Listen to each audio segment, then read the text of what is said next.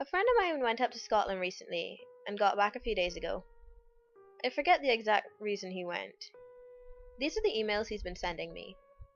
The emails get really strange as they go on, so I thought I'd share them with you to see if you guys would have any theories on what the hell's going on. I'm omitting some stuff about our personal lives and general stuff which nobody would be interested in. Received Thursday, 2:32 a.m. I'm home and I'm glad about it. Scotland itself was kinda dull. The trip down was messed up. I'm alright now, but I was pretty freaked out at the time. I guess I'll start at the very beginning. The drive up there and the trip itself were predictably awful, despite the wonder that is my DS.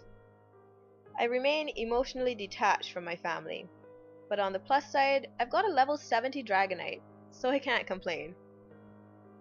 It was on the trip back it happened. There was a lot of traffic, and so we hadn't even made it halfway home before it was late at night. My parents' business had taken longer than they'd expected, so we'd only been able to set off home mid-afternoon.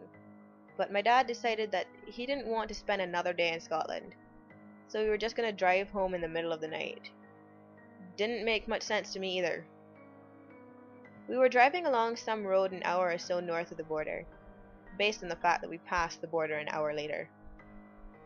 I don't know the exact area. It had gotten pretty dark, and at this time of day the roads were quiet. We still saw the occasional car every so often, but it was something like one or two every quarter of an hour. My dad had the radio on at this point, listening to a random station. It had been going on for quite a while, but it was just typical pop music, that kind of thing. We hadn't seen a car in at least half an hour, and aside from the noises of traveling and dark empty fields all around, there were no real signs of any life anywhere. A bit dramatic, I know. I suppose I'm giving justification for what, in hindsight, might have been a bit of an overreaction. Anyway, this song starts playing on the radio. A slow, folksy kind of ballad. I don't know what it was called, but a deep-voiced male singer sang, "It's alright to cry. Crying gets the sad out of you. It's alright to cry. It might make you feel better." It stuck in my head because it seemed really inappropriate for the station that we were playing, nothing like the songs that had already been played. It seemed really odd. I can't explain it, but listening to it made me feel kinda strange. I really felt like I was being watched, which is kinda stupid given that I was in a moving car with my family. But halfway through the song, it cut out.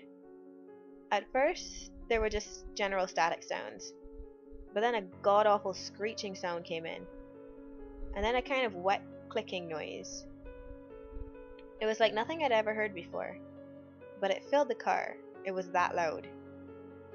It got louder as it went on, and it became more like rumbling with breathy noises.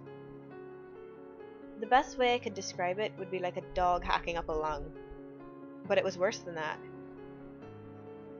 There were big chunk noises interspersed in there with the sounds of people throwing up, or screaming, or a mixture of the two. It was pretty freaking trippy. It lasted for all of 5 seconds, but I kid you not when I say those 5 seconds will stay with me for the rest of my life.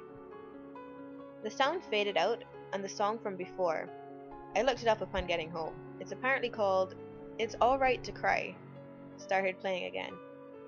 Nobody said anything until it finished, and even then I was the first one to speak. That was pretty messed up. What, the song? Kind of unusual for this station. I thought so too. My dad answered me. No, what happened in the middle? What was that? The signal probably just got cut out by one of those hills around here.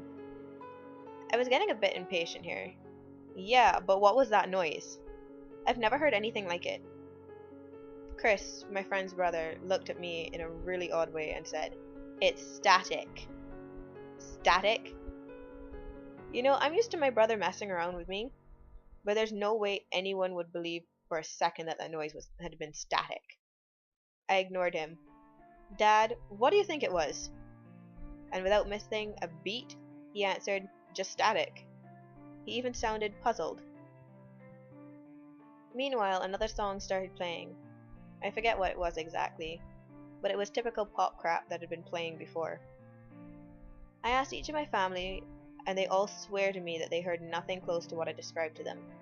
Just regular static. Even my mother, and I can't believe she'd lie to me. The rest of the drive home was pretty quiet.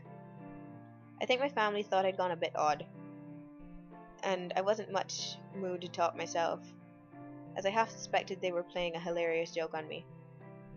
I don't know. In retrospect, maybe it was just some fun effect of sound waves bouncing, nodes and such. But Christ, it really felt wrong at the time. Even now, I feel a little unsettled. I replied late on Friday night with the usual stuff, telling him about what I'd been up to, how my boyfriend had just gotten a new job, that kind of thing. I said the thing he'd heard was probably just some weird distortion and to pay it no mind. The next correspondence I got was this. Hey, thanks for getting back to me. Tell Nick I said congrats on the job. You're probably right about the noise. To be honest, I think I'm having a bit of a funny week. I keep seeing dark things in the corner of my eye, or getting a feeling like somebody's behind me. Then turning around and nothing's there. I sound like a paranoid pothead, I know, but I've been clean for months now. It's probably stress, my dad says, hence the thing in the car. Anyway, kinda concerned, I replied straight away. I'd been online at the time, asking him if he was sure he was okay, and that we could talk if he was stressed, etc. He replied, Saturday, 12:50 p.m. Nah, don't worry about it. It's nothing serious. Like I said, flashes of an image or something, which is probably just floaters in the eye, or thinking I hear some sound for a moment then disappears. No doubt something or someone will let me know if I start going fully mental. There was only one thing that really shook me. It was late last night, and I was just checking out the web listening to some of that Jeff Magnum stuff you sent me. He means Mangum on the headphones when the sound started to get a little funny, like there were extra notes and beats that hadn't been there before. At first I thought it was just lag or something, so I paused and started again, but it actually got worse. I moved to the next song on the playlist. Still kept doing it. After a few seconds, it sounded like two entirely different songs were playing on top of each other. I start trying to pick out what the other thing is, when guess what the hell I started hearing? It's alright to cry. Crying gets the sad out of you. It sounded weird now, kind of distorted or changed in pitch, but I was sure I heard that song playing in the background. It was late, and I was the only one there. Parents and Chris have gone out for the evening, but I was pretty freaked out. I sat there listening for a few seconds as the other song became more and more prominent. Suddenly I thought, or I convinced myself or something, that I heard a chunk and a hoarse exhalation noise beginning. It was the noise I'd heard in the car, I was sure. I'll admit it, I was terrified. All the disgust I'd experienced when I sat in the car hearing that noise for the first time returned. But with a sense of immediacy, of presence. I felt like it was right there with me. Like it was touching me. I felt a chill and all the hairs on my arm stood up. Instantly, my hand flew up to the speakers to the left of my computer, hitting the power button. But the sound didn't disappear right away. It carried on for a couple of seconds. Something that usually doesn't happen with these speakers, and I swear, just before it died away, it sounded almost like talking. Messed up, huh? Like I say, stress or something. I had a talk with my dad, and he listened to the whole story. When I'd finished, he didn't say anything for a while, and just looked at me quietly, with a kind of strange expression. Eventually he said I shouldn't worry. It was probably just stress from A-levels combined with too many horror movies, and to try and take it easy. Thanks for asking anyway. You take care. I didn't really know what to make of this. Truth be told, I was busy with my own life. The next I heard was this. Sunday, 7:40 p.m. Can you call me? I know it's out of the blue and a bit weird, but I really need to talk to someone. And knowing your lack of a life, you'll probably be online when I send this. Seriously though, it's kind of important. Here's the number.